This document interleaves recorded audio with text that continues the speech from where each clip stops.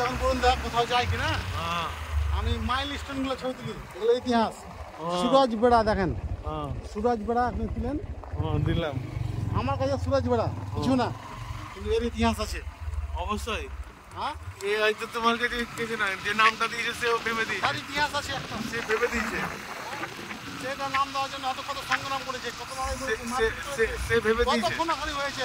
কেউ বলেছে এই নাম রাখতে দেবো না, বলছে না আমি এই নাম রাখবো। কি বলেন বলুন না, সে ভেবে দিয়েছে। সুরজ বেড়া নামে অনেক ইতিহাস আছে। কিনা বলেন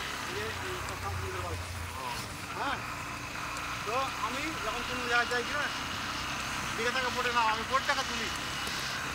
হ্যাঁ, আমার অনেক ভালো লাগে, ইন্টারেস্টিং লাগে। মানে একটা নাম মানে একটা ইতিহাস। বরুণ দাস সরকারের খাতায় আপনি একটা সংখ্যা, আমার নামে একটা সংখ্যা, কিন্তু আমার পরিবারের কাছে আমি একটা ইতিহাস। ইতিহাস অবশ্যই, আপনার পরিবারের কাছে আপনি একটা ইতিহাস। অবশ্যই তার জীবনের কাছে আমি জড়িত আছি বিরাট। তাহলে আপনার ছেলে বলতে আমার বাবা ছিল বিরাট শিল্পী, বিরাট শিল্পী, এটা তো গর্ব করে বলবো, তাই না?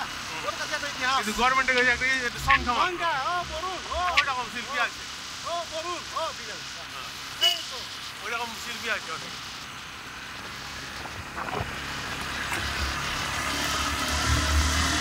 যেটা ভালো লাগবে না আপনি অফ করে দিবেন। হ্যাঁ, আবার যখন যেটা ভালো লাগবে অন করে দেবেন, তাহলে মেমোরিটা অতটা হবে না। না এখনো অবধি পাহাড়ের ওই ছবি তুলেছি, আপনার যতটুকু ভালো লাগবে। পাহাড়টা ভিউটা বিরাট। এই বিশাল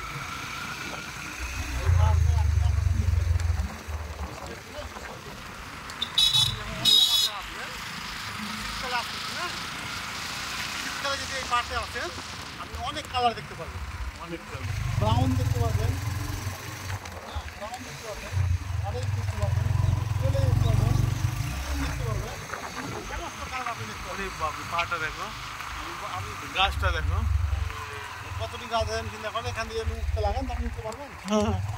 অদ্ভুত।